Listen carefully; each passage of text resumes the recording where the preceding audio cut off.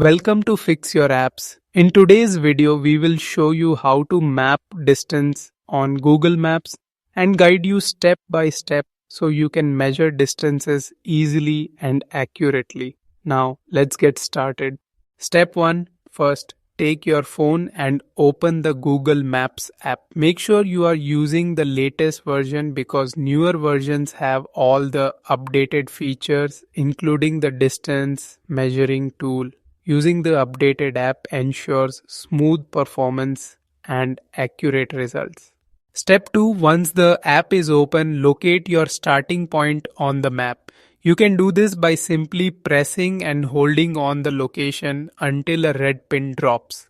This pin marks your starting point, which is essential for measuring distances precisely, whether for walking, driving, or planning a route.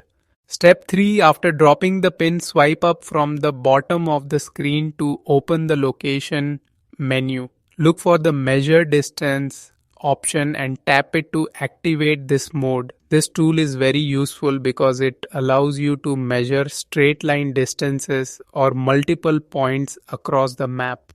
Step 4. Now move the map to the next location you want to measure to. Tap the Add button at the bottom to create another point. You can continue adding points if you want to measure a path or multiple destinations. This is perfect for planning trips, runs, or bike routes. Step 5. Finally, you can adjust the map by moving it or zooming in and out using the map slider. Once done, the total distance will appear at the bottom left side of the screen. This makes it easy to check distances instantly and accurately. Thank you for watching and don't forget to subscribe to Fix Your Apps for more helpful guides.